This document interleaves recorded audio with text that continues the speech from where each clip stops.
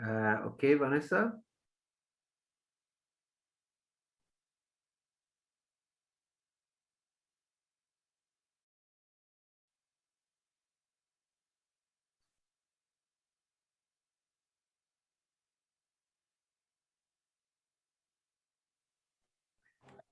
Okay, so good afternoon.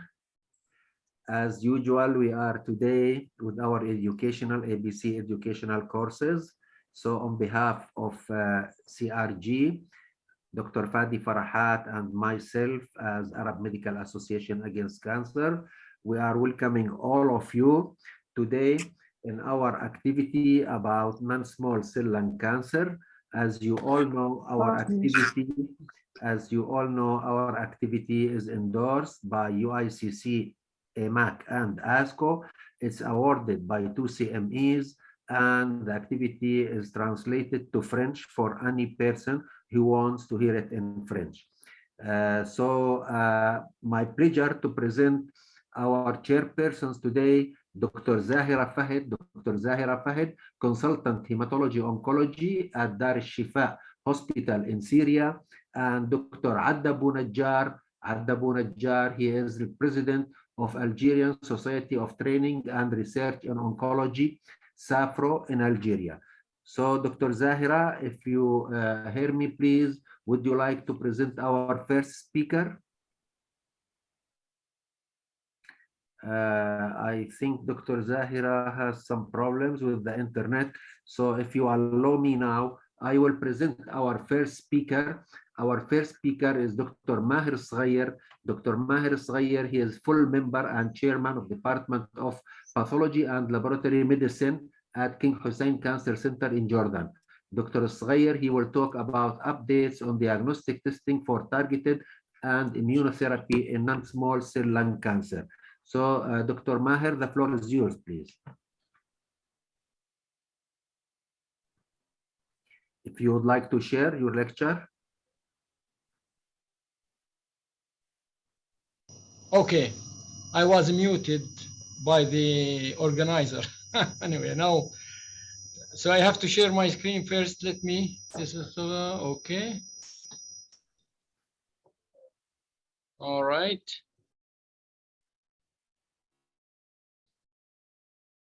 Okay. Okay. Okay, so this is my title, as you see. Well, for oncologists, we all know, and pathologists, I guess, that lung cancer is the leading cause of death from cancer in the world, the entire world, as you can see from this graph. And this graph, it's also occasionally leading in incidence over breast cancer. So it will be actually probably more than breast cancer soon or already in terms of incidence. But so in terms of mortality, it was and is still the #1 leading cause. So when we have, this is for the pathologist and the oncologist to understand the process, what is going on when we are actually dealing with the lung cancer. So in the near past, not the very far past, lung cancer used to be only 2 types, small cell and non-small cell. And actually, we're still using, as you see, the title of this symposium is non-small cell lung cancer. But this is, you know, the term non-small cell lung cancer should be further given in more details. Non-small lung cancer, NOS, is not acceptable terminology anymore in the current practice of pathology and medicine. So we have to specify whether it's squamous or adenocarcinoma, or if it's a large cell neuroendocrine carcinoma or a neuroendocrine tumor, because nowadays, as you all know, each one has to be, and this is the role of the pathologist.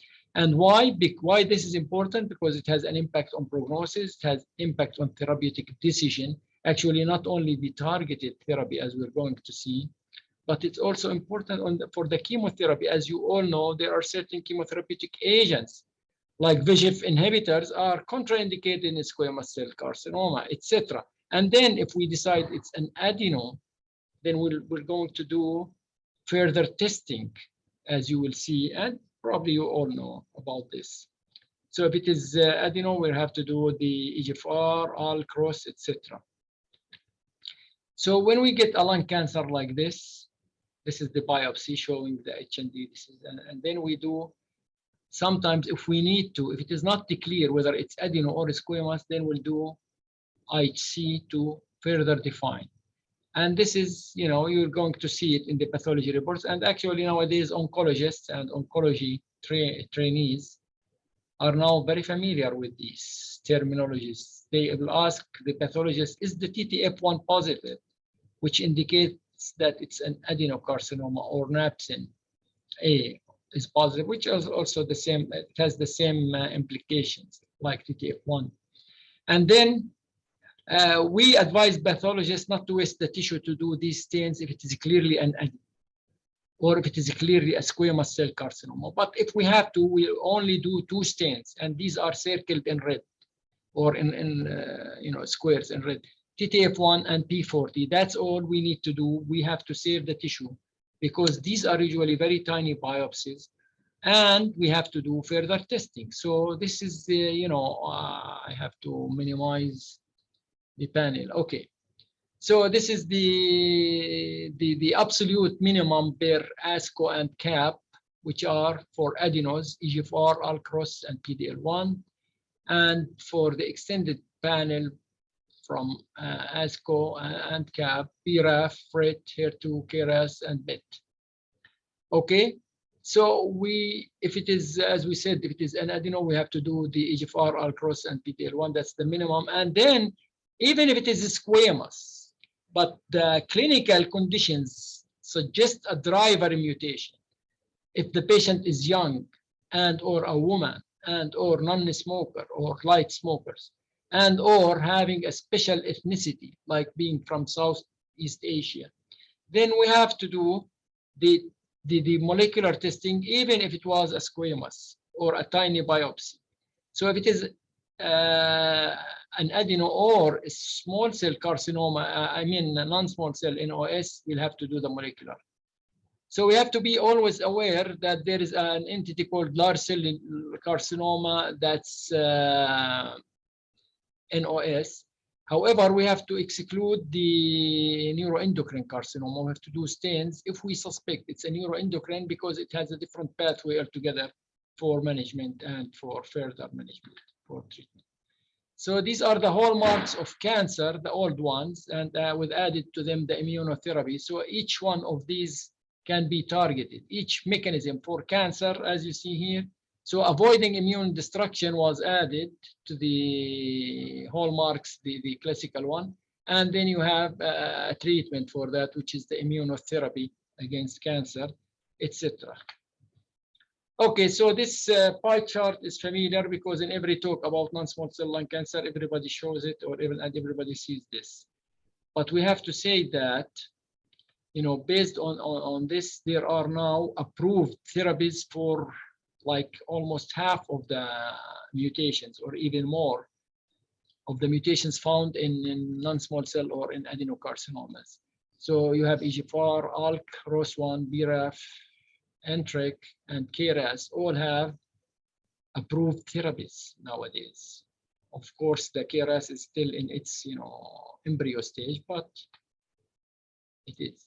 So what's the problem for us pathologists and for the patients, actually, and for the oncologists, is that the tissue is always, almost always, not adequate. So we have to be very aware of this and save the tissue. 70% of the patients present at the advanced stage, which means they will only have a biopsy, not a resection. So 70% of the lung cancer diagnosed on a small biopsy and cytology specimens, yeah, and that's what I meant. And then 70% have a very small sample that may be actually the only tissue available from this patient. So 30% will be inadequate. Okay, so the challenges are the quantity is very small to start with. So as we said, we have to do only 2 stains if we have to, that are not related to treatment. And then there are the problem of inadequate fixation or decalcification. So for this is for the pathologists, how to handle the tissue, to cut 20 slides, The first and the last are routine H&E stains, and the ones in the middle, as you see, for diagnosis if needed, and then for ALK-ROS and PD-L1 immunohistochemistry. And these now should be done, and the turnaround time for this is like 1 day. So you don't want to wait for 2 weeks until you get the molecular if the patient is ALK positive. And that's why I'm going to stress in my talk about ALK a little bit, because you can start therapy next day instead of waiting for 2 weeks, and it happens actually. And then we have for molecular about 10 slides and back up some slides. So this is how it should be done in this particular sequence. So reflex testing, we do that, and this is the recommended. So we get the 2 H&E slides, the routine stains, and then if it is non-small cell, regardless of the subtype, we do PD-L1 routinely. And then if we need for the diagnosis, just to confirm the subtype, we do TTF1 and P40. And then if it is an adeno or non-squamous NOS, we do routinely ALK immunohistochemistry using a particular clone that is FDA approved. And if you have ROS1 by immuno, you can do it. It's not as good as the ALK, and it is not reliable, but it can give us a clue. And EGFR bimolecular only. Okay, so to use FNA versus core biopsy, the same thing. They have yield similar yield in experienced hand, but we have to prepare a cell block because that's the best for immunohistochemistry. And based on the lesion location and the patient's condition, sometimes we have to do only FNA. And then we have to use something called DROS, which is rapid on-site evaluation in terms if we have a cytology or fine needle aspiration. And then we have to remember that certain immunotherapy markers for PD-L1 using the clone SP142, which relies on the immune cells in the stroma, cannot be done on cytology specimens or cell blocks because there is no stroma or very little representation of it. Okay, so the guidelines, the CAP, which is the College of American Pathologists, and ISLAC, which is the International Association for the Study of Lung Cancer, and AMP, the Association for Molecular Pathology, together put the guidelines. So the guidelines used to be for advanced stage, that's the initial guidelines, EGFR and ALK, that's all you have to do. In 2018, they added ROS1. So these are the minimum. Of course, they have been updated. So they added BRAF, ASCO added the BRAF to those in 2018.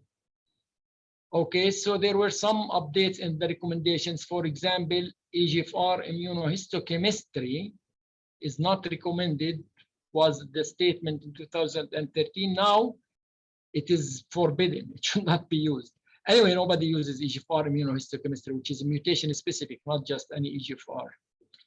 So we don't rely only molecular for EGFR. And they reduce the amount of neoplastic cells, the percentage from 50 to 20%. Actually, we can do it on even less of that. Okay, so other recommendations, ROS1, the definitive is molecular, but we can use IHC for screening. So if it's positive, certain clones can give us a clue to further confirm it by FISH. ALK, FISH used to be the gold standard. Now immunohistochemistry is the gold standard.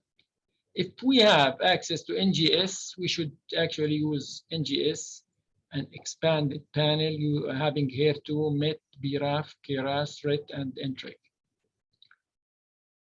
Okay, so testing non-adenocarcinomas, as I said, we can do it based on the clinical situation, as mentioned previously. Some people use multiplex testing, which means, you know, doing multiple single gene tests, not NGS, but multiple, like, you know, testing for EGFR with ALK with at the same time, and ROS. And then we have to do testing for if people develop, you know, resistance, the T790M. And actually, nowadays, there is a liquid biopsy doing that. And that's my last point here on this slide, which is the role of circulating cell-free DNA. So if we don't have enough tissue and it's an advanced, or the tumor burden is high, advanced stage, then we could use the liquid biopsy, where free DNA in the plasma is used to actually study the entire genome of the cancer. But this is restricted to patients where we don't have enough biopsy, enough tissue in the biopsy left, okay? It's also nowadays used routinely to look for the resistant mutation T79M of EGFR. Okay, so this is the current expanded panel. This is what we have to do, EGFR, and these are the treatments under each one. EGFR, ALK, ROS1, BRAF, MET, RET, NTRK, KRAS, HER2, and if no actionable mutations, of course, we have to do PD-L1 and occasionally tumor mutational burden. So just briefly about ALK, about 5% of all non-small cell lung cancers. Usually the patient is a woman, and an adenocarcinoma that's typically positive for TTF1, advanced stage at presentation with METs, and mutually exclusive of other mutations in EGFR or KRAS. And basically, this is the basics of ALK, where the fusion results in an active tyrosine kinase that sends signals to the nucleus to keep proliferating. The ALK, this is actually the mechanism of tyrosine kinase inhibitors. That's why we give them. They block this active tyrosine kinase, and they block proliferation and cell survival. These are the initial trials where crizotinib showed survival advantage over placebo or chemo. And further, this is the same one, forget it. So this is the test that was actually available even before the discovery of ALK fusions in non-small cell lung cancer, because this is ALK actually, as the name implies, anaplastic lymphoma kinase. So anaplastic lymphoma is known long before, and its rearrangement before the non-small cell lung cancer ALK-related tumors. So the test was available even before its discovery in the lung. Okay, and this is the fish. So basically, this is a real fish picture, and this is just an explanation of it. So if you have the red and the green together, that's normal. And if you have two yellows, that's normal, or one yellow and one green and one, that's normal, because the fusion of green and red gives sometimes a yellow picture, a yellow color, as seen in the picture here. So if there is ALK fusion, you will find the green and red separated very widely. So if you look at this cell, for example, here, the yellow and the green and red are far apart. So this is positive cell for fish. And the fusion here, yellow in the middle and the green and red are close, very close to each other. Anyway, so that was the gold standard. So there are second generation tyrosine kinase inhibitors that showed even better survival, and third generation that showed very impressive compared to crizotinib now, not to placebo, showing very impressive survival. And that's because they penetrate the blood-brain barrier and brain mets in ALK positive patients. So that nowadays we don't use fish. We stopped using fish. Everybody probably stopped using fish to prove the ALK, because the immunostain is very simple. And as you will see, this is how they developed this immunostain. They took the patients that were positive for fish in the Xalkori or the crizotinib trial, and they applied it to the other newer tyrosine kinase inhibitors. And nowadays, as you can see, the CDX means companion diagnostic test. And that's a term used in the US for all FDA approved tests. For now, the companion diagnostic, which actually in simple meaning, what's the meaning of companion diagnostic? That it's a must to be done for the doctor to prescribe the drug. If you don't do it, it's a companion to the drug. If you don't do it, you cannot prescribe the drug, to get reimbursed. Anyway, so crizotinib, now the companion is ALK immunohistochemistry, ceritinib, the same thing, and alectinib, etc. but these brigatinib and lorlatinib you could use either, because that's how it was, you know, used. So ESMO guidelines updated in 2018, they say you have to do IHC is accepted as an equivalent alternative to fish. And then they say it's actually the new gold standard based on these studies. I don't have to go to the details. And this is the latest NCCN guidelines, which actually states that the FDA approved IHC Bintana ALK D5F3. They mentioned the name of the clone and the companion diagnostic can be utilized as a standalone test, not requiring confirmation by fish. All right, and then they say NGS, etc. You can use that. So we can skip that.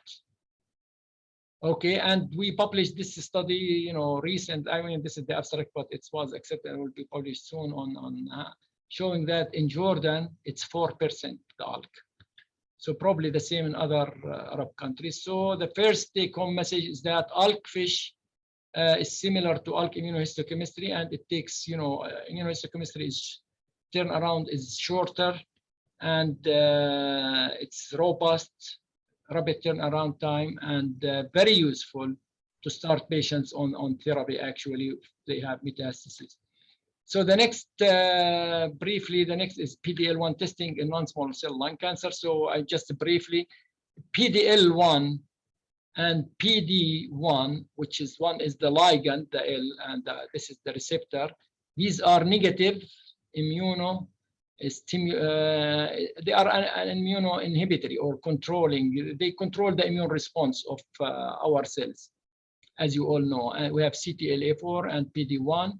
And that's a negative mark here, meaning that these are really immune inhibitors. So if you block these, as seen on this here, by an antibody for CTLA4 or antibody for PD-1 or an antibody for PD-L1, actually, you can block the inhibitory signals, therefore stimulating the immune or letting the immune, unleashing the immune system. Okay, so now, just, you know, immunotherapy is not only in non-small cell lung cancer. This is just an old list of all indications that where a checkpoint inhibitor monotherapy is indicated. So you can see the list is growing, and it will keep probably growing. So in metastatic non-small cell lung cancer, we have several options. You have monotherapy, using pembro or atezo or similimab. This is the new agent. If the PD-L1 above 50%, but in the pembro case, it could be more than 1%. And these are many combinations where no testing is required except for the first one. If you want to use Nivo and Ipi in combination, you have to do the PD-L1 testing. So not all the indications require PD-L1 testing. So this is the evolution of immunotherapy in non-small cell lung cancer. It used to be second line for stage 4, then first line for stage 4, and then stage 3 unresectable non-small cell lung cancer. And recently for neoadjuvant or adjuvant use in stage 1 to 3 in early stage lung cancer, where, you know, and in our part of the world, we don't use immunotherapy in early stage lung cancer, but I guess it will be coming soon. So these are the required, the obligatory PD-L1 testing for certain indications and certain medications. So the combination of Nivo and Ipi, you have to use this antibody immunoassay, that's 28-8 from DACO, done on the DACO platform, of course, which is on DACO machine. And its designation here, it's a companion diagnostic. Remember, companion diagnostic, CDX, it's a must. But if they say it's an optional, which is called, I forgot the term. Anyway, so companion is a must. So this is how the scoring should be. And if you use Pembro, these are the indications. It could be used as first line, second line, and as monotherapy. You have to use the 22C3, and this is the score. It has to be the TPS more than, which is the total proportional score, or tumor proportional score, more than 1%. If you use atezolizumab, then the indication of tumor cell more than 50 or immune cells more than 50, and the companion in this case is SP142 clone for PD-L1. And the new drug have 22C3 as the same as Pembro, done on DACO, of course, and it's a companion and first-line monotherapy, and TPS more than, or tumor proportion score more than 50%. So we have published this paper about the comparison of 22C3. We didn't have 22C3 initially, so we had only SP263, and turns out that they are comparable. And many studies actually in the world. I mean, we're not the first one that showed this. Now, PDL expression differs from tumor cells to immune cells in certain types of tumors. The lung cancer, for example, the tumor cells are proportional, that can be only tumor cell positive. It's a bit complicated. This is just, you know, for pathologists, forget about it. Let's move to the next one. Okay, so this is how we score the PDL1, depending on which antibody we're using. So the immune cell is the percentage of tumor area covered by positive immune cells, positive for PDL1. That's the IC score. And the tumor proportional score is the percentage of positive tumor cells of all viable cells, viable tumor cells, of course. And the TC, which is used in the case of SP142, is the percentage of tumor cell area covered. But actually, this and this are more or less the same. And the CPS, which is the combined positive score, and this is specific for the Pembro in other indications other than the lung. Actually, every other organ that we do PDL1 testing using 22C3 for Pembro, we use the CPS almost, which is the combined positive score. It includes both tumor cells and immune cells. So if you want to look at the SP142, you have to do both. This is the only one in non-small cell lung cancer that you have to do both. You do the IC or TC, the immune cells or the tumor cells, because any one of those qualifies for the treatment. And nowadays, this particular medications, which is the atezo, has another, just to complicate things, another immunoassay, which is the SP263 in early stage non-small cell lung cancer, and they look at TC, and should be more than 1%. So this is the outcome of one of the studies actually where they approved the atezo. I think this is the disease-free. So this is the probably, yeah, this is the adjuvant setting. Okay, yeah. So this is the adjuvant setting where we look at PDL1. It has to be more than 1%, and it shows a survival advantage for those who took atezolizumab and got the FDA approval last year. And if you want to use this in the adjuvant setting, then you have to use the SP263 antibody clone for testing PDL1. Okay, and then now I moved from the metastatic setting to the, this is the stage 3 unresectable, the Pacific study where it was updated recently actually, and some probably presented at ASCO recently, just this week. So there is a survival advantage of using durvalumab over placebo as a consolidation after concurrent chemoradiotherapy for stage 3 unresectable. And this is, as I told you, the evolution of non-small cell lung cancer treatment, the Checkmate 816, and got FDA approval for using neoadjuvant nivo and chemotherapy.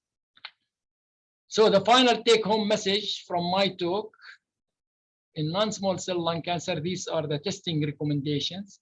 So in stage 1B to 3A non-small cell lung cancer, PDL1, and EGFR, because nowadays there are also trials, I didn't touch on that, using anti-EGFR tyrosine kinase inhibitors in early stage lung cancer. But in the metastatic setting, which is the most common scenario, because 70% will be metastatic anyway. So this is what we should do, PDL1 on all patients, and then preferably, I mean, this is a recommendation, NGS for EGFR, ALK, ROS1, KRAS, G12C, of course. That's where that's the specific type of mutation in KRAS, and the HER2, RET, MET, NTRK, and BRAF. So if we have access to NGS, that's the preferable. Of course, PDL1 is by immunohistochemistry. There are no other ways to do it. But if you have access to NGS, you can do all of these if you have access. And I think many of us probably don't have access. We don't do routinely at the King Hussein Cancer Center NGS for lung cancer. We do PD-L1, and then we do EGFR, we do ALK by immunohistochemistry. And then if we need, I mean, we do it stepwise. If we need, then we do ROS by FISH, and we don't do the other ones. PRAP occasionally we've done. Okay, and that's all my talk. Thank you very much for your attention, and I'll be glad to take any question because I have to leave. Thank you, Dr. Maher, for the excellent lecture. As we are welcoming our 121 attendees from the MENA area. We have here one question, Dr. Maher. How to evaluate ALK by immunohistochemistry? Would any positivity considered positive? Yes. Okay. This is a very important question, and probably the one asking the question is a pathologist, which I respect. I respect everybody. It's from Manal Daglawi. Okay. I don't know her, but anyway, yeah. If you use the protocol for ALK testing exactly like the manufacturer's recommendation, using the machine, the entire thing, it's called an assay. I mean, it's not just doing the immunostain. So if you do that, this is called companion diagnostic testing because it fulfills all the criteria for the FDA.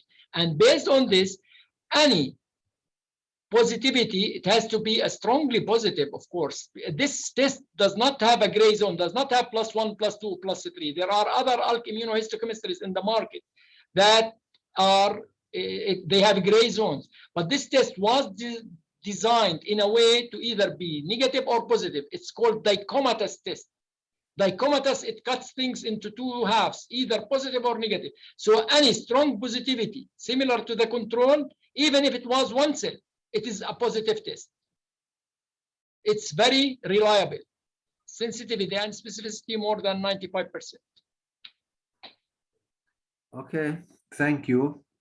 Any question from Dr. Hussam, Dr. George, Dr. Zahira?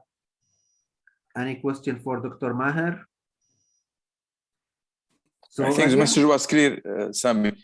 Thank you. It was a very clear message, and we give an overview of all what you are going to discuss this evening. Yani.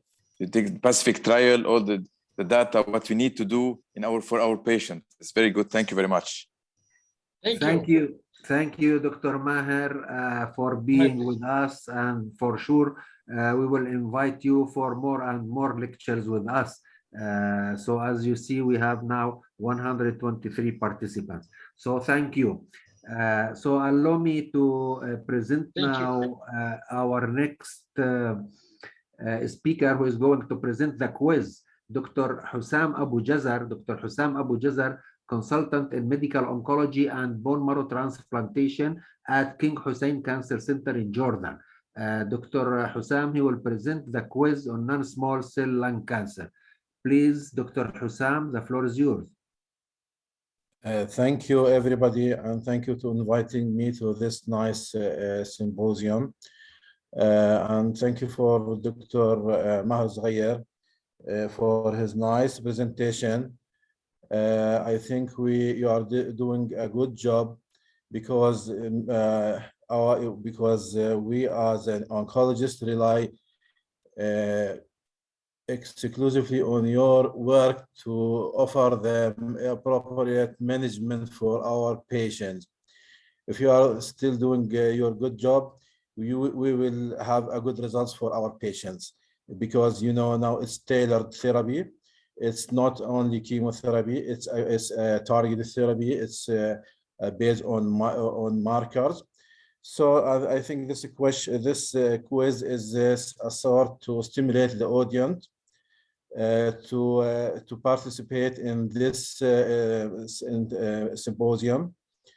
So it's simple. It's about 7 questions. I think you can vote, but I don't know what's the way. I think you can write it in the chat box.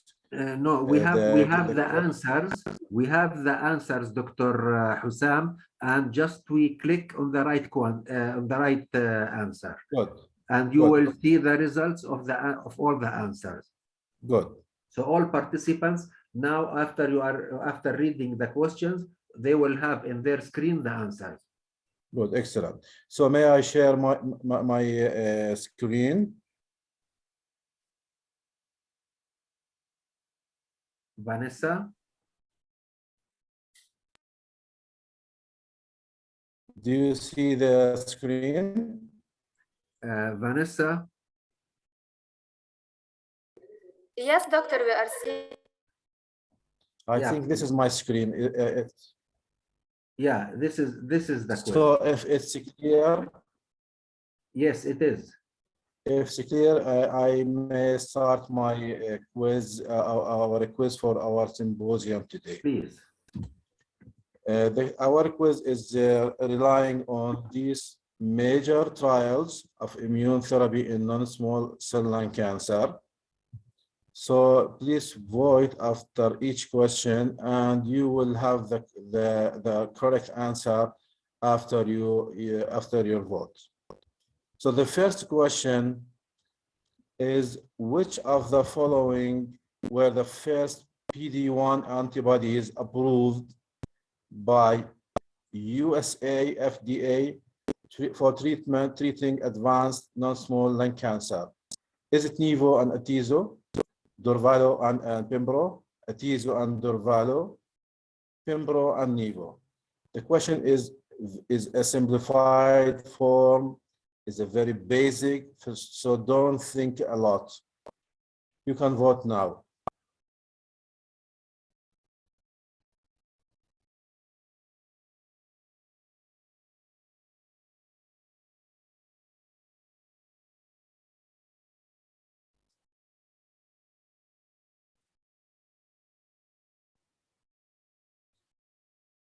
So, as we see, most of you choose the answer D, Pembro and Nivo. Some of you used Nivo and Atezo. Actually, the trick in this question is the PD-1 antibodies. Only Pembro and Nivo are PD-1 antibodies. All the others, like Atezo and Durvallo, are PD-L1 antibodies. So this is the trick of this question. So I think most of you did a great job.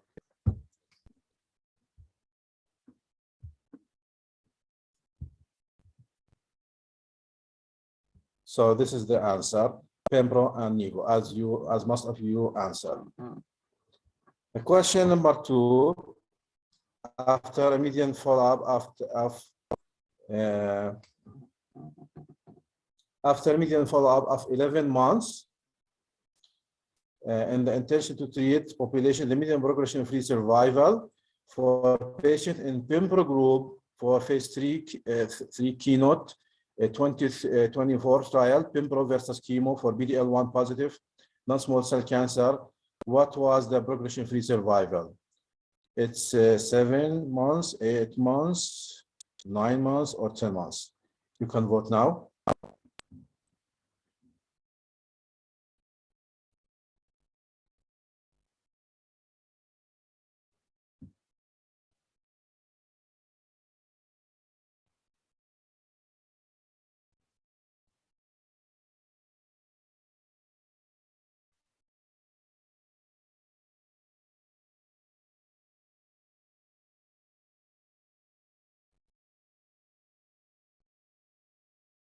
Great. Most of you did a great job.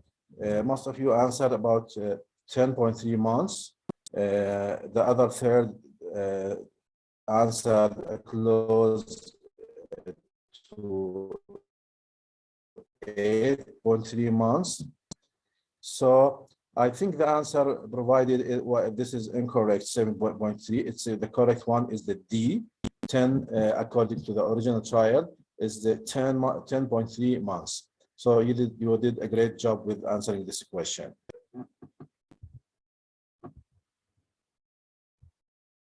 The question number 3, in phase 3 Empower 110 phase 3 trial of first-line atezo in PD-L1 selected chemotherapy naive non-small cell lung cancer. The overall survival in atezo group was either 15, 20, 25, or 30 months. You can vote now.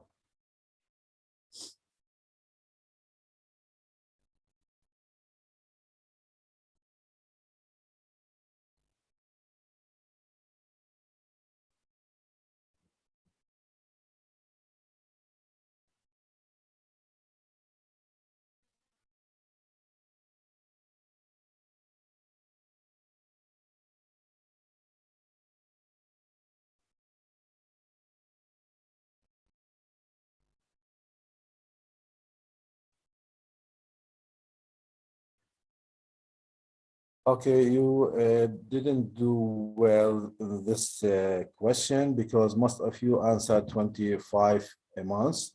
No, it's 21 months. The answer, the true answer is B. So we are, I think you choose the one of the highest survival mentioned here, either 25 or 30, but it's actually 20 months, 0.2. So I think we'll move to the fourth question.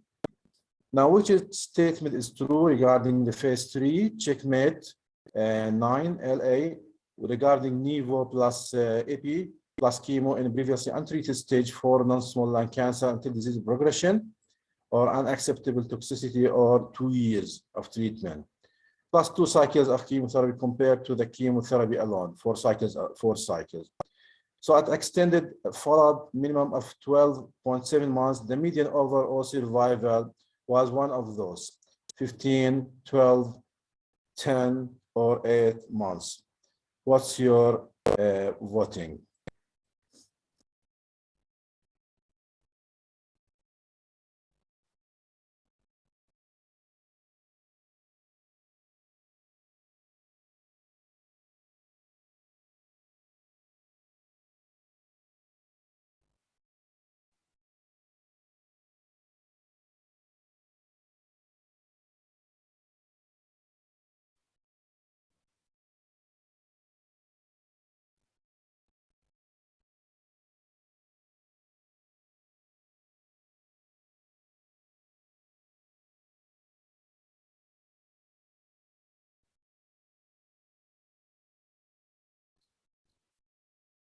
In this question, most of you choose C, which is 10 months, and but a good quantity, I think quarter of you choose the correct one, which is A, which is 15.6 months.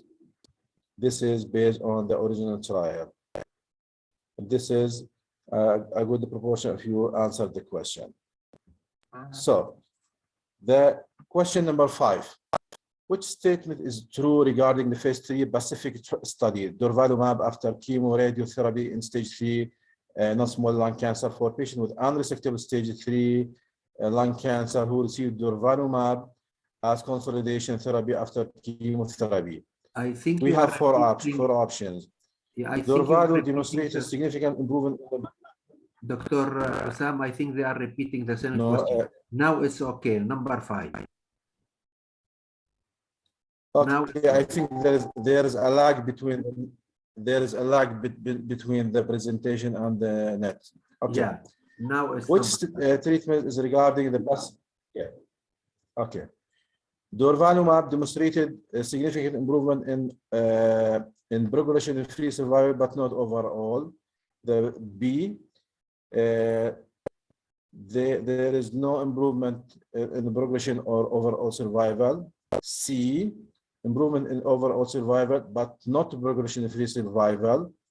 D, improvement in progression-free survival and overall survival. What do you vote? Interesting.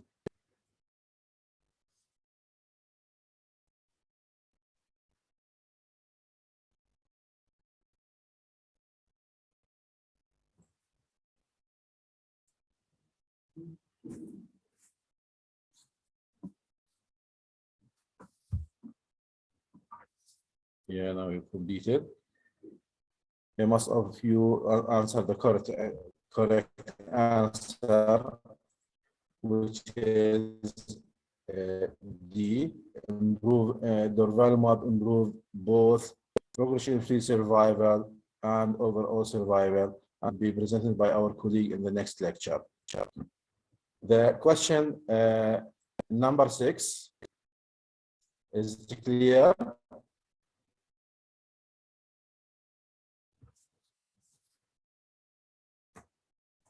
The question number 6 is about 60-year. This is a clinical scenario about 60-year-old man present with cough, weight loss of 15 pounds and anemia. He's never smoked and has no significant prior medical history. The biopsy of right upper lobe of his lung revealed adenocarcinoma, TTF1 positive, 80% PD-L1 expression. Brain MRI was negative. He had multiple metastases on the bone scan and liver metastases and on an abdominal MRI. Of the regimen listed below, which would you the best to choose for his initial therapy based on the results from Keynote 189, Pembro plus chemo in the metastatic non-small cell lung cancer? The first answer is carbopemetrexed Pembro. The second, carbopaclitaxel, Biva, and Atezo. C, carbo nab pacli and Atezo, or Pembro monotherapy. Little bit of tricky question, but we need your votes.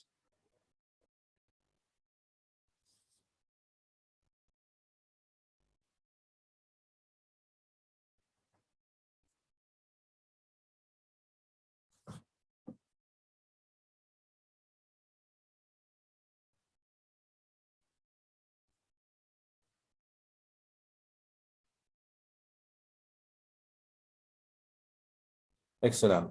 Most of you choose the correct answer, which is A, carbopemetrexed Pembro, because 12-year overall survival showed 69% in this group compared to 49% in the chemo group. Excellent answer. So let's move to the last question. After a median follow-up of 29 months, median overall survival duration was significantly longer in the Nivo plus Ipi group compared with chemo group in a phase 3. In a phase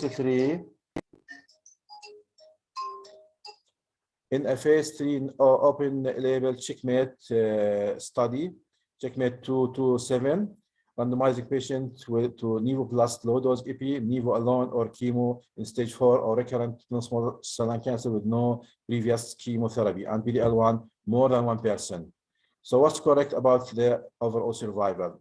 Is it A, 21 versus 17, or B, 17 versus 14, or C, 15 versus 12, or D, 12 versus 10 months? You can vote.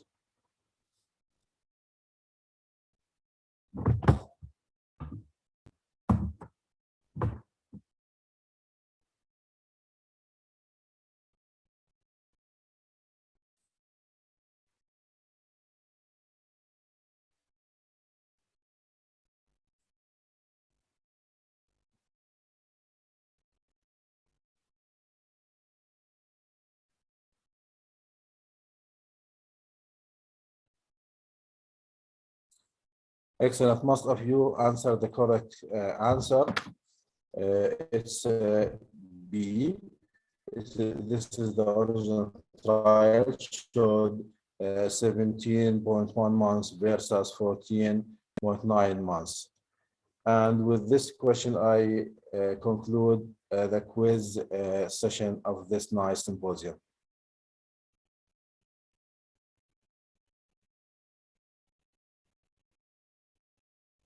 So Sami, can you unmute yourself?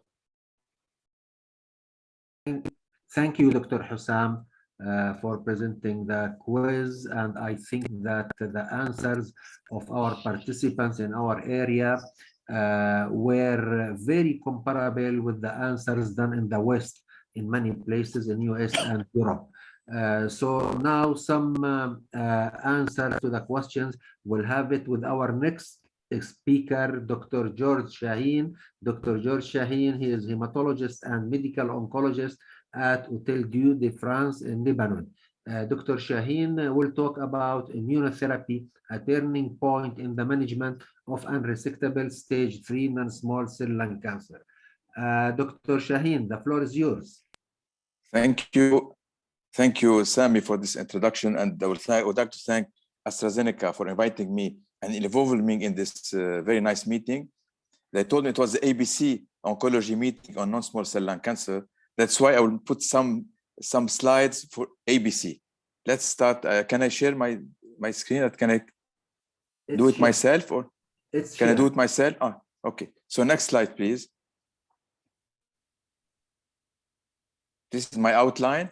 A small introduction about non-small cell lung cancer, an overview, very fast overview, and the rationale for Imfinzi, durvalumab for chemoradiotherapy, following chemoradiotherapy, and then the current landscape in stage 3 non-small cell lung cancer.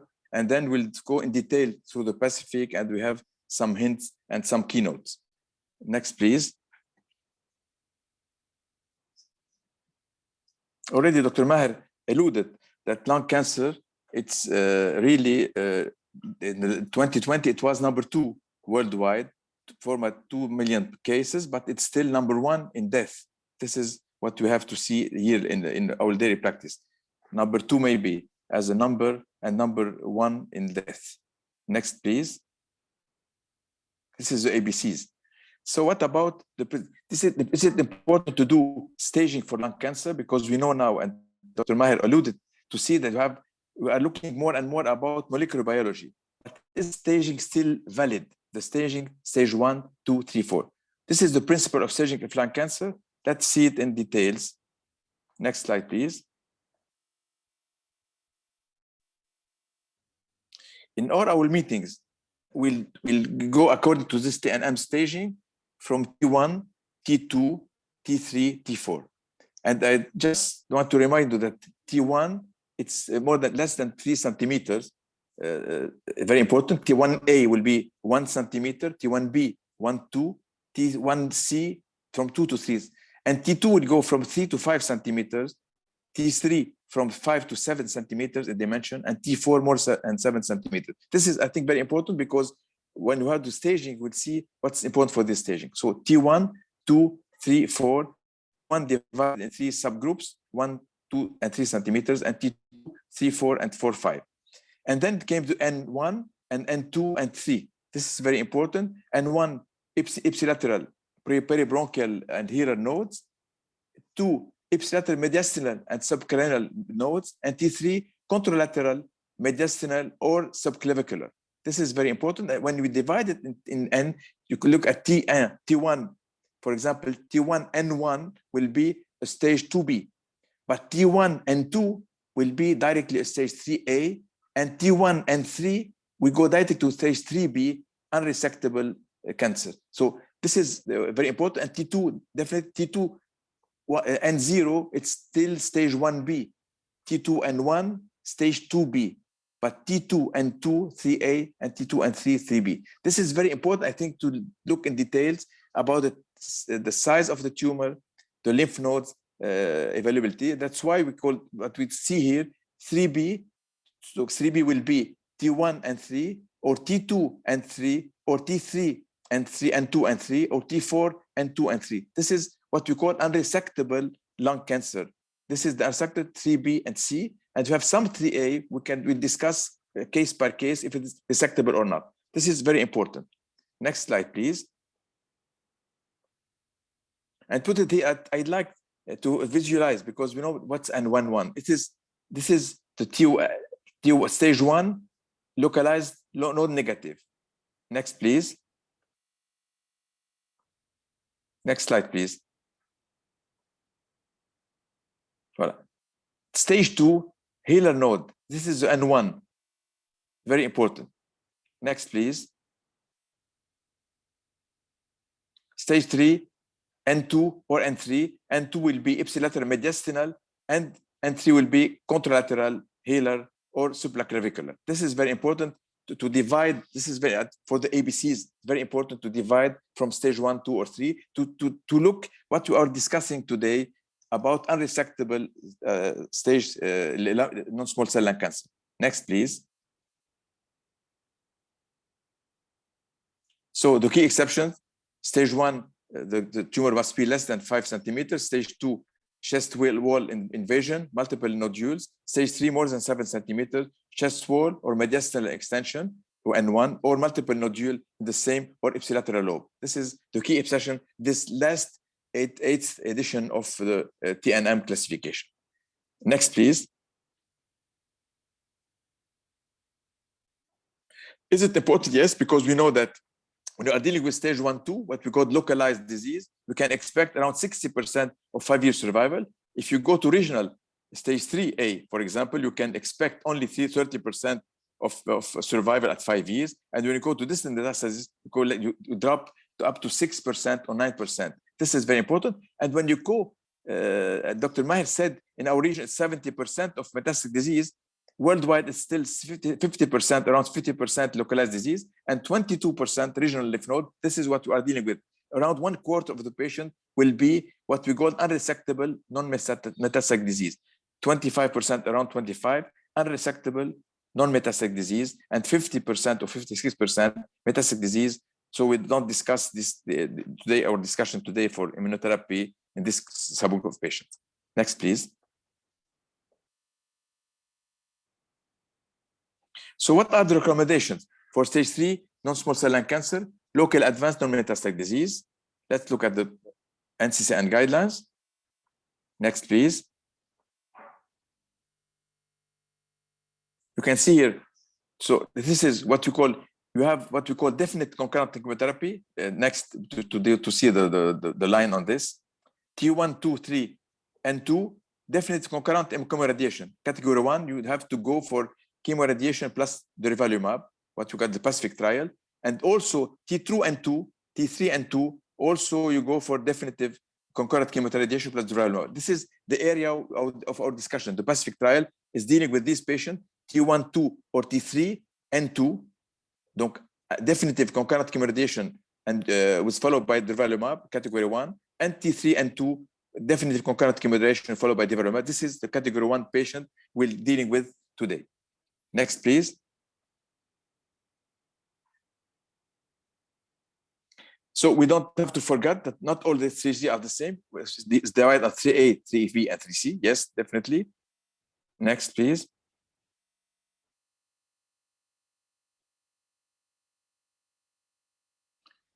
You have different options. We have discussion between concurrent and sequential chemoradiation. Yes. Next, please. And the major discussion, is there a best chemotherapy regimen with radiation? Because it's our daily practice. This is a question we are dealing with every day at every tumor board. Next, please. This is the staging in other figure 3.1, 3B, 3C. Next, please.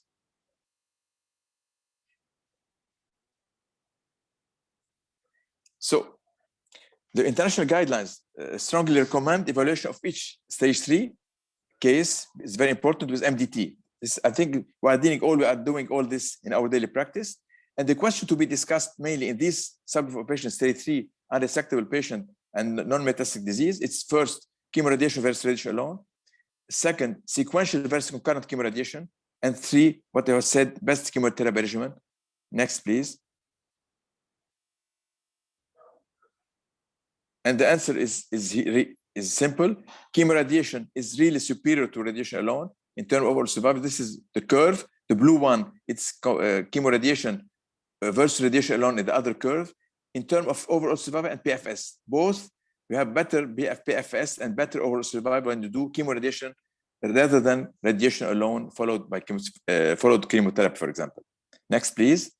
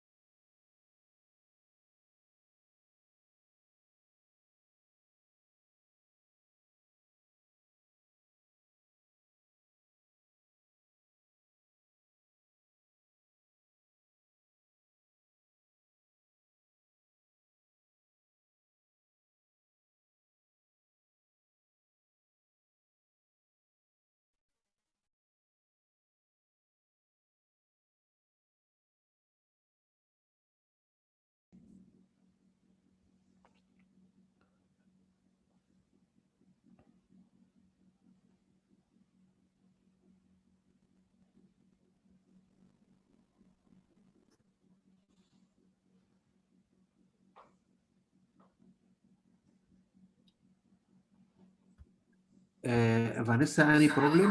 I don't hear the Dr. Shaheen was disconnected.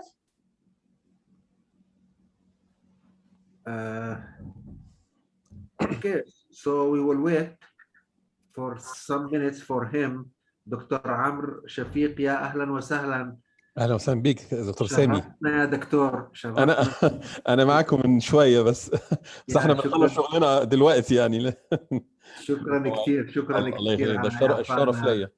الله يخليك، شكرا كثير الشرف على ليا، الشرف ليا فندم، شرف. أنا I see هنا مروان غصن. He is hiring hand. دكتور مروان غصن. Sorry for the disconnection.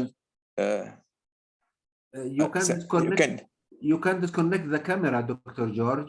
So maybe the internet will be stronger. No, the camera is disconnected already. Can we continue? Because I have a problem of connection here. Of course, Yeah. please. Donc, the first question was about the concurrent superior to sequential chemoradiation. This is what we have said before in terms of overall PFS and overall survival also. So first of all, chemoradiation is better than radiation alone. Second, concurrent chemoradiation is better with overall survival. This is what we have seen in the studies with the ESMO. Next, please. So according to the ESMO consensus conference, concurrent chemoradiation is the best choice for patients with unresectable stage 3 non-small cell lung cancer. This is what you have said, I have seen in the studies. Next, please. So do we have a best chemotherapy regimen with this combination chemoradiation therapy?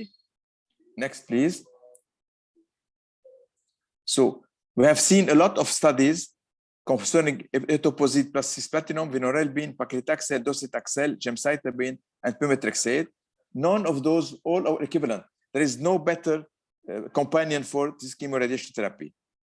Next, please.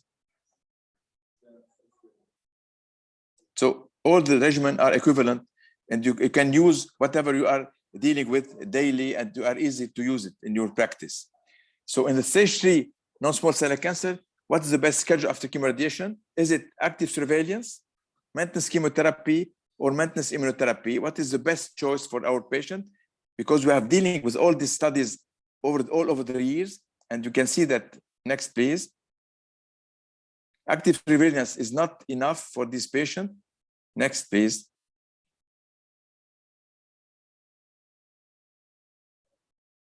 Because why it's not sufficient to have only active surveillance? Because up to 90% of unresected patients will progress to metastatic non-small cell lung cancer. 90%. And this 5-year survival in these patients, 3B, 3C, doesn't exceed 15%. This is a very important point. That's why active surveillance is not a good choice for these patients. Next, please. And this consolidated chemotherapy, a good option for these patients. Next. There is no benefit. We have seen that many years we have done a lot was considered chemotherapy. None of the regimen had shown a benefit for these patients. So giving an active surveillance or any chemotherapy, any kind of chemotherapy after the first concurrent chemoradiation doesn't give any benefit for these patients. Next, please. This is in terms of overall survival. When you give any chemotherapy, concurrent radiation plus chemotherapy, no benefit in overall survival. Next, please. Neither in progression PFS, no PFS benefit, neither overall survival benefit. Next, please. This is the studies with docetaxel, with other docetaxel, many studies. None has shown any benefit from consolidation chemotherapy after chemoradiation. Next, please. So what about immunotherapy? This is the new era. We have shown with Dr. Mahir and Hussam had shown all the studies with immunotherapy. We know now that immunotherapy is essential for our patient. It's now dealing from a neoadjuvant to adjuvant to metastatic disease. This is a very important era. Why immunotherapy works? Next, please. This is because of the the role of immune system following radiation therapy. Next, please. This is the PD-L1 pathway. He plays a key role in tumor progression. You can see that radiation induced tumor cell death, and with that you have a releasing of antigen. This is very important. As a result, PD-L1 will upregulate the cells and inhibiting the increased T cells activity and promoting tumor regrowth. And Imfinzi, by blocking the PD-L1 cells, will reinvigorate the T cells, enhancing the immune response. This is how it works. You have a release of antigen response, and you have an upregulation of the PD-L1 system. And when you block it, you have an immune enabled to have a more immune response. This is very important way. Next, please. This is where Imfinzi can act. You have PD-L1, you have the tumor cells, the T cells, and immune activated cells, antigen presenting cell. And look at PD-L1 is on the PD-1 is on between the tumor cell and T cells, and PD-1 also is between T cells and presenting antigen presenting cells. It works both. And when blocking, you have the activation of T cells to have more immune activity. Next, please. So, as we have said before, as a summary, immunotherapy in stage 3 could lead to improved outcomes because around 1/3 of the patient, as I've said, are at stage 3 disease. They are unresectable, non-metastatic disease, around 25%. The majority of these patients will progress if you leave it, if you give them only the choice of only active surveillance. And PD-L1 pathways has a key role in tumor progression. This is the 3 area-wide, what we call the rationale for immunotherapy in this group of patients, stage 3, unresectable, non-metastatic patient with non-small lung cancer. Next, please. And this is just to show you, put the slide, please, activate the slide to see that all the studies were negative until the Pacific study. There had been limited advancement in systemic treatment for unresectable stage 3 patients for at least years, from the 80s to the 90s to the 20s, until really the recent years. There has no benefit from any study giving this patient a benefit unless you have the Pacific trial in this subgroup. Next, please. So durvalumab, Imfinzi, it's an anti-PD-L1 study, the first one and only approved immunotherapy to improve overall survival and PFS. As the quiz, you have the quiz with Hussam showing that you have the benefit in overall survival and PFS survival. And this was a pivotal phase 3 study of Imfinzi in unresectable stage 3 non-small cell lung cancer. It was a randomized, double-blind, placebo-controlled international study. And you have here the patient will receive around 2 cycles with chemoradiation therapy. And after 1 to 42 days, they have to split 2 to 1 to receive either Imfinzi 10 milligram per kilogram every 2 weeks for up to 12 months, or placebo every 2 weeks up to 12 months. And efficacy and safety measured from randomization day 1 of the study drug initiation. And the primary endpoint was co-primary endpoint, overall survival and PFS. And secondary endpoint were overall survival at 24 months, PFS at 12 and 18 months, and quality of life and safety and tolerability. Okay, this is, and chemotherapy included cisplatin or carboplatin or both. It depends on the choice of the patient.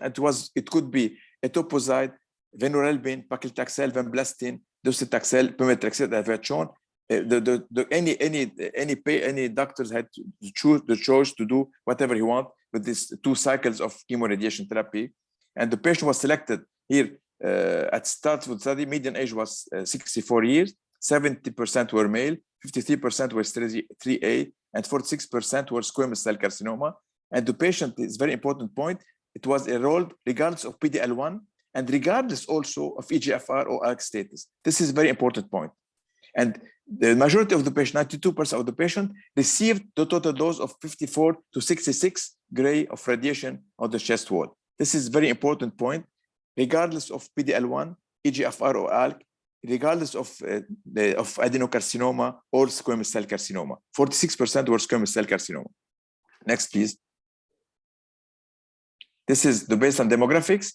Male 70%, female 30%, median age 64, current smoker 16%, former smoker 74%, never smoked 9%, non-small cell lung cancer, stage 3A 652, 3B 44, tumor squamous 47%, PD-L1 more than 25%, 24%, WHO 0, 1, not reported around 50%, 0 and 1.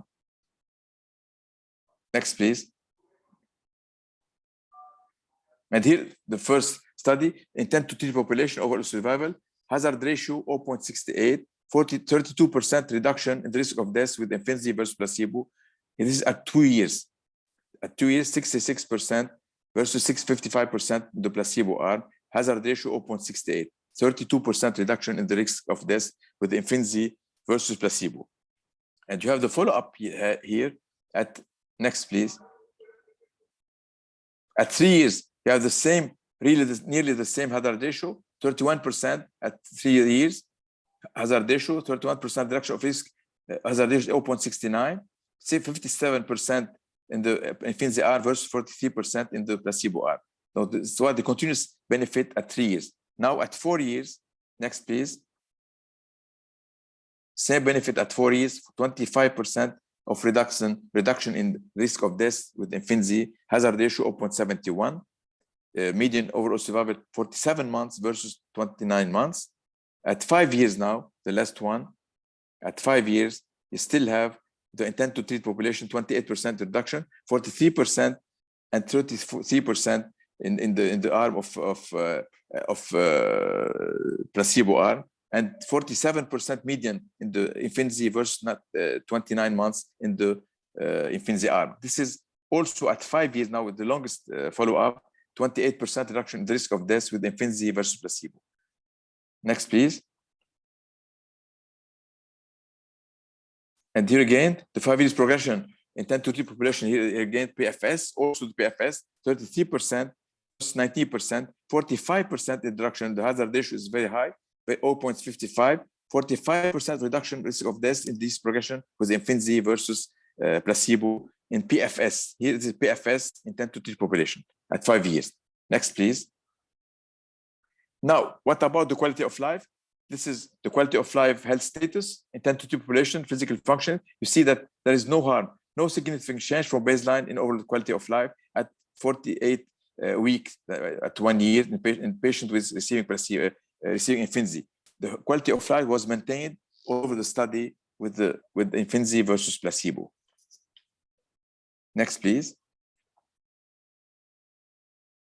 Here again, what the Pacific treatment plan that reflects clinical practice, the patient receiving the Imfinzi every 2 weeks, every 4 weeks, because now we have a choice to do it every 2 weeks or every 4 weeks. We'll discuss it later.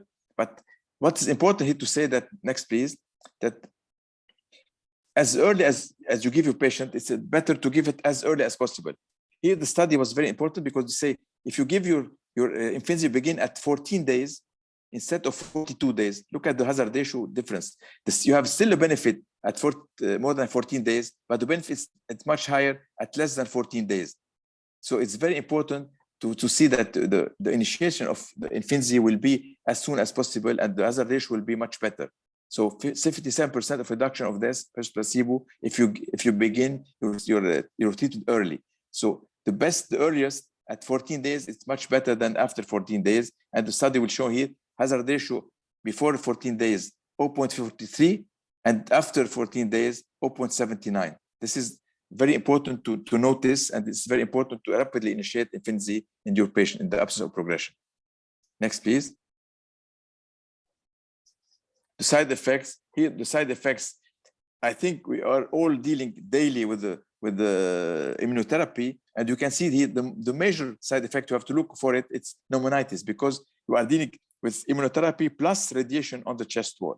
So when you look at the radiation pneumonitis, you can see that the all grades 29%, but the grade 3-4 is around 2% only. This is very important. And you cut into placebo arm, you have 15% all grade and 9% and 0.4% pneumonitis grade 3-4. So that's you can add some toxicity, but it's very minor. When you look at 20 versus 15, because of the radiation therapy, when you add immunotherapy, you go from grade 3-4 to 1.5 to from 0.4 to 1.5. This is very important. And the other side effects all what we can see normally with all the immunotherapy used. Next, please. So this is the Pacific zone compared to safety, grade 3 or 4, and you can see pneumonitis 10% all grade, 1.7% only in the grade more than grade 3. Hepatitis 9% grade 3, 4, 0.2. Hyperthyroidism 2.7%, 0. Rash and dermatitis, colitis, diarrhea 1%. Select hepatic events. It's very, very minor. So you have always to look. Very important to look to the pneumonitis. And the discontinuation rate of this group 1 was around 15% in the infancy arm versus 10% in the placebo arm. Next, please. So what's important now for our daily practice is you can give easily the infancy now, instead of giving them 10 milligram per kilogram every 2 weeks, you can give them 1,500 steady flat dose every 4 weeks. This is what was studied, and this is what. So for every patient more than 30 kilogram, infancy can be fixed at fixed dose of 1,500 milligram dose every 4 weeks. This is the easiest way to administrate the medication. Instead of giving the patient, let the patient to come every 2 weeks to the hospital, he can come only every 4 weeks, and you have the same benefit for this subgroup of patients. Next, please. So when do we need to withhold the infancy arm? Definitely not with grade 1 or 2 pneumonitis, but with grade 3 and 4, definitely you have to withhold and to interrupt your patient if you have any grade 3 or 4 pneumonitis. That means the patient need to go to the intensive care or to have more than corticosteroids. This is very important, what we call immune-mediated side effects, and this is more than grade 2. Grade 1, 2, you can handle them, and you can maybe withhold the medication for 1 or 2 weeks until the grade 1, the grade 2 come to grade 1, and then you can reintroduce your patient. But any grade 3 or 4, you have to interrupt your medication definitely. And it was around 1.4% to 2% of the patients. Next, please. So this is recommendation. You know all what are the side effects, major side effects: pneumonitis, hepatitis, colitis. All the grade 3, 4, you have to stop the medication, and it was a very rare condition. Next, please. This is some cases discussed. So one patient is 69-year-old patient, Karim. Medical history: COPD treated with corticosteroid, 1 pack per day for 55 years. He quit after the diagnosis, definitely. This is the stage of the patient. This is the CAT scan, pre-radiation, chemoradiation, post-chemoradiation, partial response, brain MRI negative. The patient received the chemoradiation, and then, next, please. This is the treatment of the patient.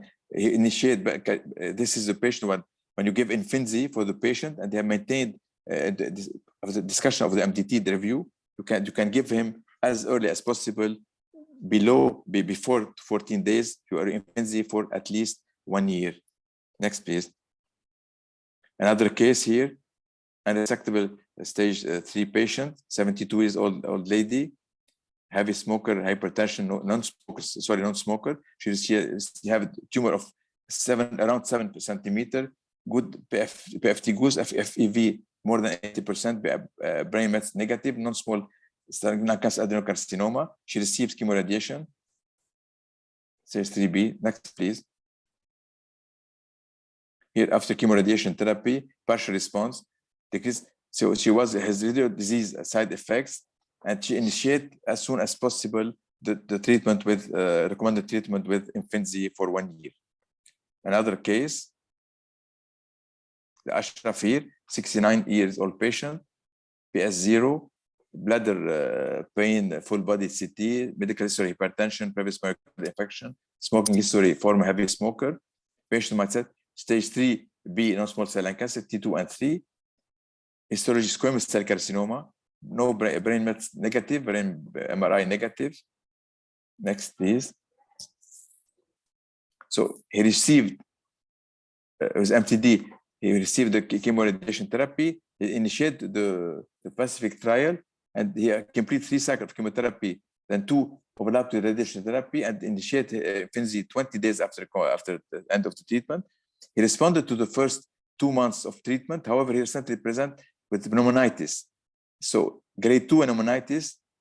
So it was unclear whether the adverse reaction was due to Imfinzi or radiation. How we can manage this patient for pneumonitis after, can he continue the full 12 months? It's a grade 2. Next, please. So this is how to manage. For Ashraf, he had a grade 2 pneumonitis, but he doesn't resolve with the treatment of corticosteroids. He grade to up to 3-4, and then you have to stop the medication because of the toxicity of grade 3-4 pneumonitis or radiation pneumonitis. And it was around 3% of the patient with Imfinzi versus around 3% of the placebo. This is what you can expect. And in this case of stage 3-4, you have to stop the medication, and the pneumonitis will be a side effect, major side effect, and you have to stop. But the majority of the patients will tolerate the treatment for 1 year, and you can give them safely for 1 year, every 4 weeks or every 2 weeks, depend on your schedule. Next, please. So this is recommendation for pneumonitis. Grade 1, continue treatment. Grade 2, withhold, and grade 3-4, discontinue completely. This is what we see, what we are saying now. And pneumonitis is the major side effect with the combination of chemo, radiation plus immunotherapy. You have to take to be aware of it. It's not very often, less than 4%, but you have to stop any patient who has grade 3 or 4 pneumonitis. Next, please. So to recap, this is Imfinzi. So the first, as a summary, improved the only approved immunotherapy to improve overall survival and PFS, both of them, 47.5 months versus 29 months, as a ratio of 0.72 at 5 years, 43% versus 33% alive at 5 years. This is very important. So the major benefit. Next, please. Next, please. So the indication is non-small cell lung cancer, unresectable, non-metastatic disease. At the next, at the last slide, the key messages. Next slide, please. So the key message here is very important. Summary: the importance of immunotherapy after chemoradiation for stage 3 unresectable patient for 1 year maintenance. It's now kind of standard of care. It's category 1 in the NCCN guideline. The initiation of immunotherapy as soon as possible within the 14 days in absence of progression, because the benefit is there. If you have less than 14 days, it's much better than more than 14 days. Third point, be aware from major side effect, and here only the pneumonitis will be a major side effect, different than the other toxicity with the immune system. And 4, Imfinzi can be given every 4 weeks instead of every 2 weeks at a flat dose of 1,500 milligram flat dose. And I will thank you for your attention. Thank you, Dr. George, for the excellent lecture. We have 2 questions, and I don't know if you want us to take it now or to postpone it after the lecture of Dr. Amr Shafiq. As you like. Yeah, maybe it's better if we postpone it after the lecture of Prof. Dr. Amr Shafiq. Dr. Amr Shafiq, thank you, Prof, for being with us. Dr. Amr, he is clinical oncologist at Faculty of Medicine, Ain Shams University in Egypt. And Dr. Amr will talk about current landscape of immunotherapy in advanced non-small cell lung cancer. So, Dr. Amr, thank you again, and the floor is yours. Thank you, Professor Sami, for this nice introduction. I'm happy to be with you, actually. It's a very rich meeting with a lot of good scientific content. I will just share my slides.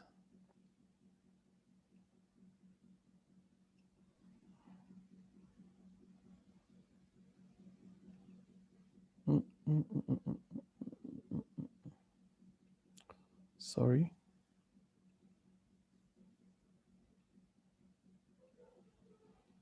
Problem in sharing.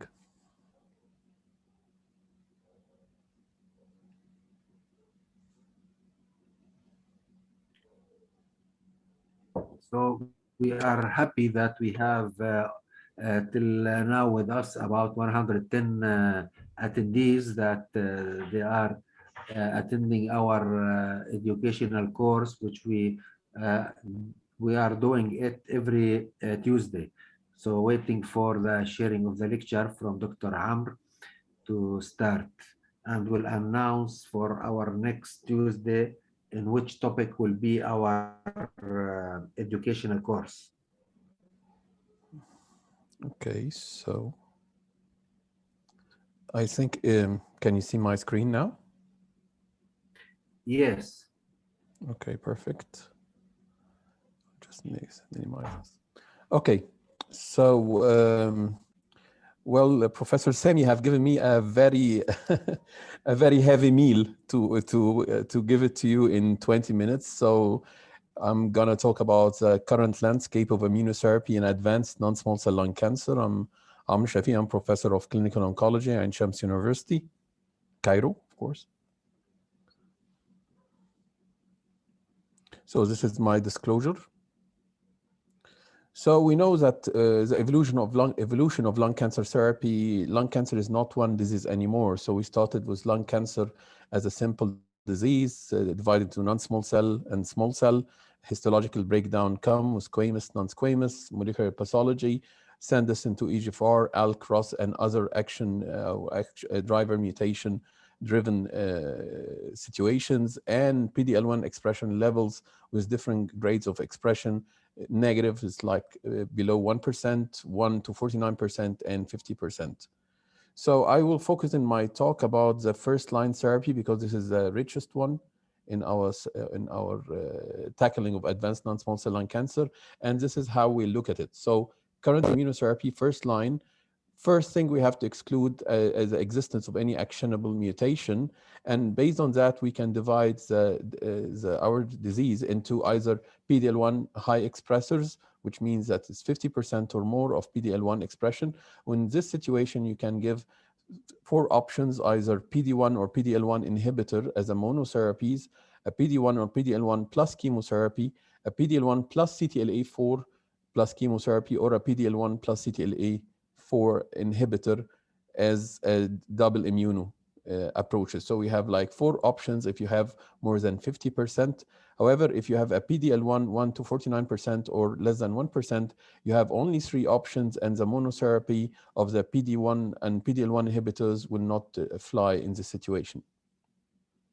So I'm going to divide this situation. So I'm going to talk first about the PD-L1 expression. If you have a cancer patients, no actionable mutations, and you have a PD-L1 expression over 50%. I'll not go into the method of testing because it have been tackled early at this meeting, and I'll just go straight to one of the strongest study you can read in this part. It's a Keynote 24. This is a phase 3 study of platinum doublet chemotherapy versus pembrolizumab in first-line stage for non-small cell lung cancer. So we have to have no activating mutation. We have to have a PD-L1 TPS score more than 50%, a good performance status, and was randomized to pembrolizumab versus chemotherapy 4 to 6 cycles, with a primary endpoint was a PFS. Based on in our analysis, we look at this beautiful Kaplan-Meier curves where we find a very clear separation of the curve that's very consistent, very early, and it just goes up into more than 60 months, more than 5 years of clear separation, which proves that the pembrolizumab pembrolizumab alone in high expressors in comparison to chemotherapy is significantly important with a hazard ratio of 0.62. When you look at the progression-free survival, it's not different. So it's a little bit overlapping at the first 3 to 4 months. And then they start clearly separating the arm on pembrolizumab versus the arm on chemotherapy to give us a hazard ratio of 0.50. And at the end of your 5 years, there will be around 13% progression-free at 5 years following using of immunotherapy alone versus almost 0% progression-free if you're on chemotherapy. When you look at the objective response, so are you just manipulating the PFS and the OS and there is no change in the tumor? we are all oncologists and we all like to see changes in the tumor size. So in objective response, the pembrolizumab single agent monotherapy will give us around 46% versus 31% with a chemotherapy.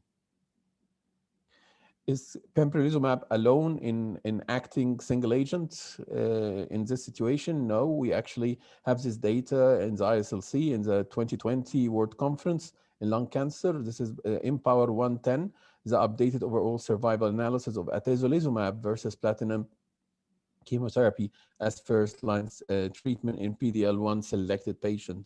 So in this patient, this is a phase 3 study, atezo versus platinum-based chemo. We have an arm of atezo 1,200 milligram every 3 weeks, and then maintenance versus the non-squamous cisplatin carboplatin plus pemetrexed, where you can maintain with pemetrexed, and if you're squamous, you can give the gemcitabine platinum arm. And the primary endpoints was the overall survival in the wild type population, and we have a variant for the high expressors. So this is the overall survival analysis and the high PD-L1 expression in the wild type population. When you look at the primary analysis for the atezo, you find a median follow-up of around 15 months. You find a hazard ratio of 0.59 and the median overall survival of 20.2 months versus 13.1 months. This is actually one of the questions that was in the initial part of the session. This is the answer. This is the updated PFS for the Empower 110. You have the confirmed objective response rate. You look at the PFS of a median hazard ratio of 0.59, median PFS of 8.2 months versus 5 months for the chemotherapy, and you have an objective response rate of 40% versus around 28%, very similar to the other one with a pembro. We also have the Empower with an E, Empower with an E, lung 1 randomized phase 3 study for the simipilimab. It's another agent and a checkpoint inhibitor that's shown also in comparison to chemotherapy a superiority as a mono agent in high expressor with a nice hazard ratio of 0.57. However, we do not have a clinical experience with using this agent, at least in Egypt. If you have a PD-L1 expression of 1%, and I emphasize here, this is above 1%. So there is no clear demarcation from 1 to 49. So this is an emphasis more of using combination. So I kept the 50% with expressors as a monotherapy, and then with a PD-L1 expression more than 1%, including the above 50, I'm using combo with chemotherapies. So this is the Keynote 189. This is a phase 3 study of pemetrexed plus platinum chemotherapy plus or minus pembrolizumab as first-line therapy for metastatic non-squamous non-small cell lung carcinoma. So we have no prior treatment. We have we have a sample tissue. We did PD-L1 testing for all the patients. We have randomized 2-to-1 pembrolizumab plus pemetrexed plus platinum, carbo or cisplatin, and then you can maintain on pembrolizumab plus pemetrexed, or a placebo of pemetrexed, carboplatin, or cisplatin, and you can maintain with the pemetrexed. With a lot of stratification factor according to the PD-L1 expression, primary endpoints, the PFS, and the overall survival. When you look at the subtraction of the patient included in this study, you'll find that around 30% of your patient will be PD-L1 negative, which means less than 1%. We got around 63% of your patients above 1%. Half of them was actually above 50%. So this is a 4-year follow-up of overall survival. Again, a nice clean Kaplan-Meier curve, separation all through the time frame, going up to the 3 years with a hazard ratio of 0.6 and the median overall survival of 22 months versus 10 months alone with chemotherapy. So this is more like double the median overall survival with the use of an addition of pembrolizumab to the chemotherapy. This is also a final analysis, so it's really consolidated regardless of your stratification, your criteria. All of them are actually favoring the usage or the addition of pembrolizumab to the chemotherapy, and especially in the above 1%, it's with a hazard ratio of 0.63. This is also the progression-free survival. It's not an exception. It's very clean. I'm just giving you very positive data here. Has a ratio of 0.5 separation all along. So OS is check, PFS is check. All looks good with this combo. When you talk about this is a nice thing because one of the analysis is actually further analysis was done on the keynote 189 regarding the brain metastasis. There is also analysis regarding to the liver metastasis. But what was nice about the brain metastasis, because we usually as oncologists see it as a very dim situation with a very bad prognosis. So it's really interesting that you can find that the overall survival has a ratio here is in a patient with a brain metastasis will be 0.41. This is definitely clear. And the median overall survival will be 19.2 months versus 7.5 months. This is almost triple the survival of your patient if he doesn't receive immunotherapy for this patient. So it's clearly a positive.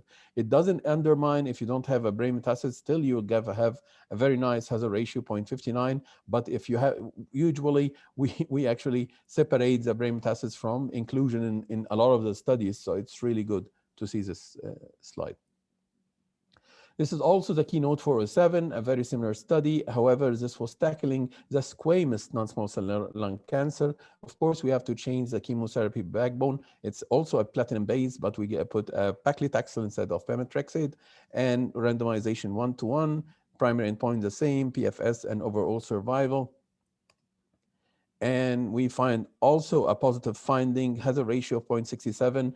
Again, pembrolizumab addition to the chemotherapy in the squamous patients in the TPS more than 1% showed a clear positivity for the addition of pembrolizumab. And the progression-free survival was no exception, has a ratio of 0.5, clear separation, 22.6% at the end of 2 years versus only 4.7% progression-free for the arm with chemotherapy alone. And then we go to the classical Empower 150. So atezolizumab is just following it. So this is, I call it the protocol with the 4 drugs, because the really comparative arm was the atezolizumab plus bevacizumab plus carboplatin plus paclitaxel. So this is very famous for its a very heavy meal 4-drug regimen, and where you maintain with atezolizumab plus bevacizumab, and you compare this to the standard chemotherapy plus beva. And you find here an overall survival gain in PD-L1 expressors. So if you are a PD-L1 high, as previously described, so is a testing for the atezo is a little bit different than testing for other things. The SP142 relies on the tumor cells and immune cells. So by score TC3 or IC3. And this is actually one of the differentiation points between the benefits and the outcomes you can see with the anti-PD-1s and the anti-PD-L1s, because mainly that testing itself is a little bit different. So again, the hazard ratio was 0.7 regarding the overall survival in high expressors, and has a ratio of 0.8 for the low expressors. This is the phase 3 Empower 130. This is the first line atezolizumab plus chemotherapy, and they used a more sophisticated protocol, not 4 agents. So they used atezolizumab plus carboplatin. However, they used the nab-paclitaxel, not the classical paclitaxel, and maintained by atezolizumab. And this patient, stage 4 non-squamous non-small cell lung cancer. And when we look at that, we find a very nice hazard ratio of 0.64 regarding the PFS, and a hazard ratio of 0.79 regarding the overall survival. So again, it is a positive finding, and its approval in this indication was based on this study specifically. We have this study, so not to give everything that looks positive. So this is the Empower 131. So this is atezolizumab with carboplatin paclitaxel in the squamous non-small cell lung cancer. However, the findings, this study was not really positive. The hazard ratio was only 0.96, statistically not significant. So it's clearly not a very good option for those kind of patients in the squamous component. So we forget a big one. So the big one is Nivo. Nivolumab is have a very big history. It's actually the first checkpoint inhibitor to be approved in advanced non-small cell lung cancer in second line approval in 2015. However, its attempts at checking at the first line was not really successful as a single agent. However, the things start to look positive when we starting to add ipilimumab, an anti-CTLA-4 to the nivo as versus chemotherapy as first-line treatment in the very classic Checkmate 227 study. And this is a 4 years follow-up of it. This is a study design where they compared nivo plus ipi versus chemo versus nivo alone in two substrata, one of the PD-L1 expression more than 1% and one of the PD-L1 expression less than 1%. And by this, they proved that the nivo plus ipi was actually a positive addition, and it succeeded to give us a hazard ratio of 0.77, and superseding the nivo and the chemotherapy alone regarding overall survival. Regarding the PFS, also has a ratio of 0.79 for the nivo ipi versus nivo alone. Again, this is the first line nivo plus ipi, but at this time they added 2 cycles of chemotherapy and not 4, only 2 cycles versus 4 cycles in patient with advanced non-small cell lung cancer. This is a Checkmate 9LA study design, nivo plus ipi plus chemo, 2 cycle versus chemo 4 cycle, stratified according to PD-L1. Primary endpoint was overall survival. Nice separation of the curve, had a ratio of 0.74 regarding overall survival. This is a 3-year update overall survival. This has been actually published yesterday at the ASCO 2022.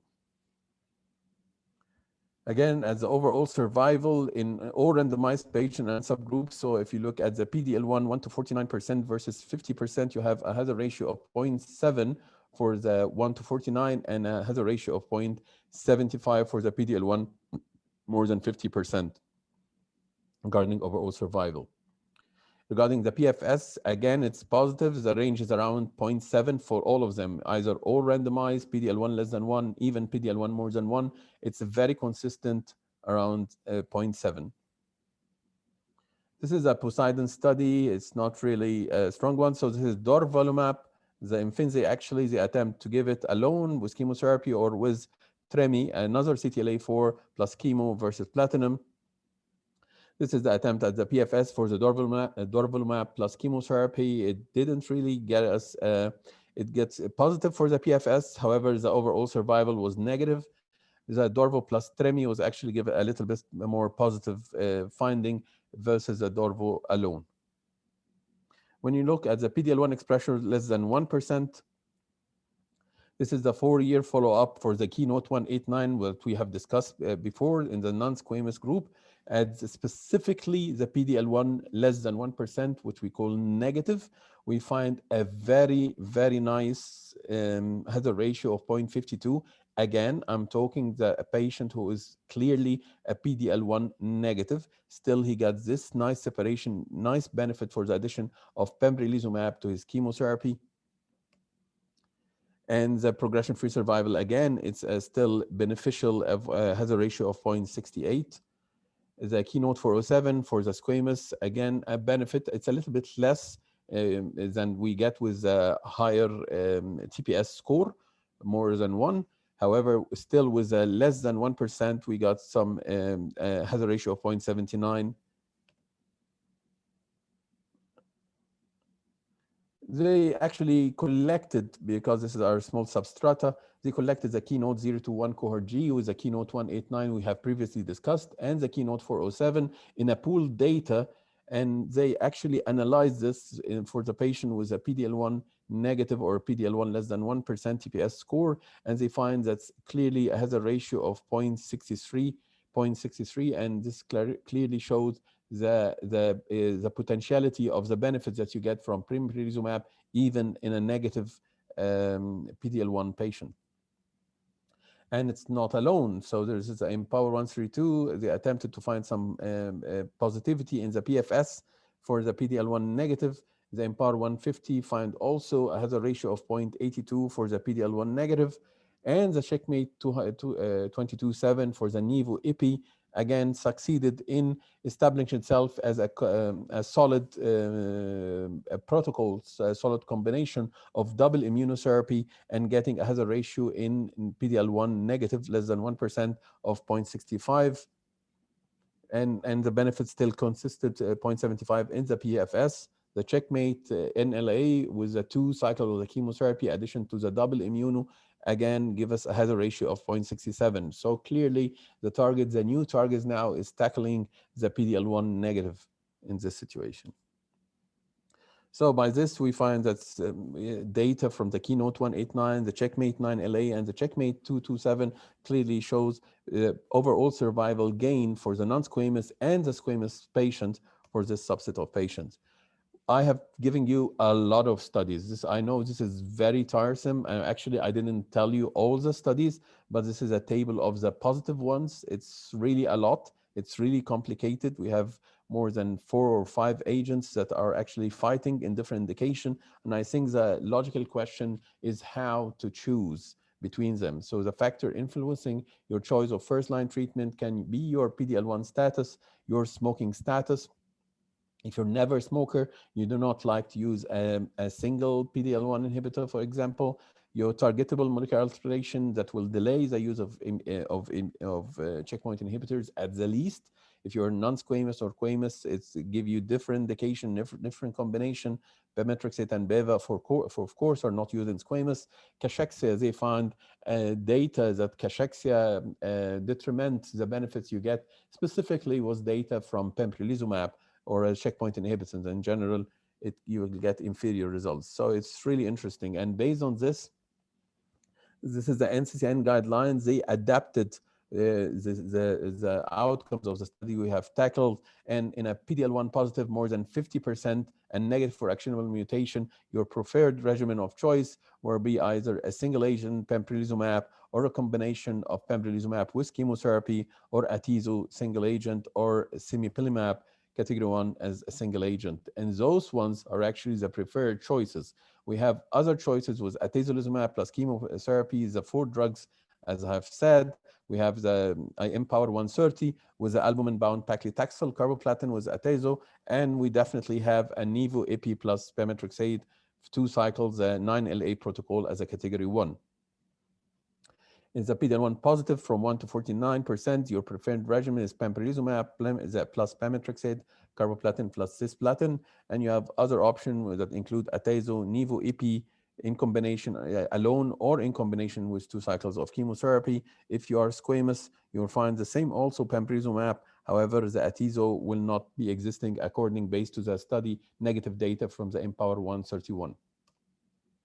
If you are a PD-L1 negative in general, regardless of PD-L1 expression, you will find the pembrolizumab as a category 1 in combination with chemotherapy as your choice. You'll find the data with atezolizumab in the Empower 150 category, also a category 1.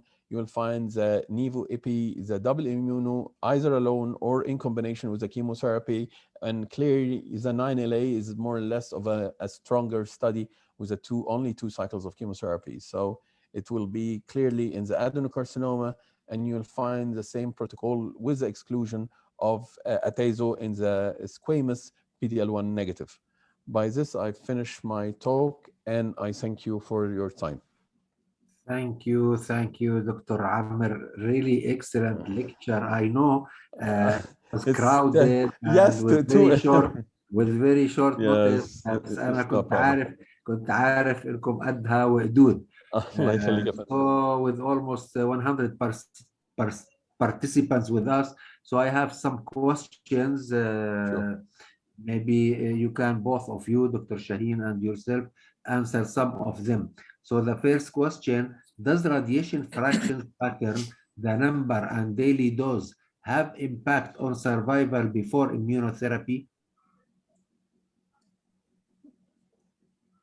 I think this is for Dr. Shaheen. No, the dose, I think the dose, it was between 55 and 66 gray. And this is a chemoradiation combined therapy. And the companion, as I said, it is, whenever you are, your choice is, it's good, then the same benefit is there. So 55 gray, it It is the minimum dose and 66 the measured dose. So it doesn't affect No. result. Okay. So we have question from Prof. Dr. Lubna Azz Al-Arab. You are welcome that you are with us today, Dr. Lubna. Thanks for your excellent talk. In your opinion, who is the best candidate for maintenance with IO after concurrent chemo radio in stage 3? Especially, we are in the era of molecular markers. Should we follow Pacific or relay on subgroup analysis? Very tricky questions, because now we all know that we need, I think the speaker has said already, we need to have to check for ALK, for ROS, for any target, because we know that we have now adjuvant therapy, we have many studies. I think the measure, every 3 patients, 3B patient inoperable, unresectable, can benefit from immunotherapy if you took the decision to make chemoradiation.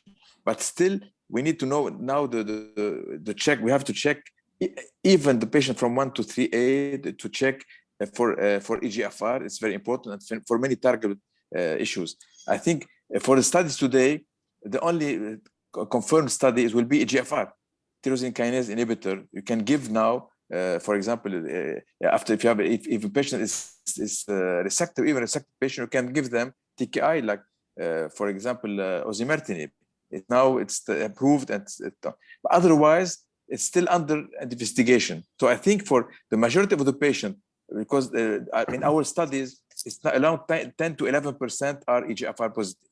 So this is the minority. So 90% of stage 3B and C patient are resectable, non-metastatic, will benefit from IO, and the IO to be given today, it's durvalumab in this patient. So 25% of the patient, stage 3B, 3C, 9% of them are maybe EGFR positive. Maybe you can exclude them from the study to give them as a everyday practice, and you can give all the other patients the benefit of giving durvalumab for 1 year. I think it's it's the answer for today. We have another question from Dr. Lubna Azz Al-Arab for you, Dr. Amr. Would you like to read it, or would you like me to read it? I will try to read it. So thank you, Dr. Lubna. Dr. Lubna is my professor and dear colleague.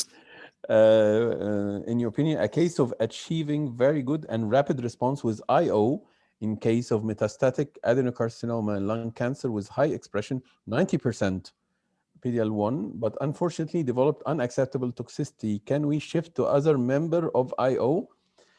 That's an excellent question and a very hard one in the same time, because the idea is we cannot really establish that if you have a serious grade 3, grade 4 toxicity with immunotherapy, especially with the ones that are not really reversible, then we cannot really establish if you use another immunotherapy, you will evade the toxicity that you get from the previous one. Maybe the essence of the question is, do all immunotherapy have similar toxicities? It's really hard to compare, because as you know, we do not have head-to-head comparison of checkpoint inhibitors. So it's really hard to say this kind of toxicity is different to in a PD-L1 inhibitor, for example, is different from what we're going to see in a PD-1 inhibitor.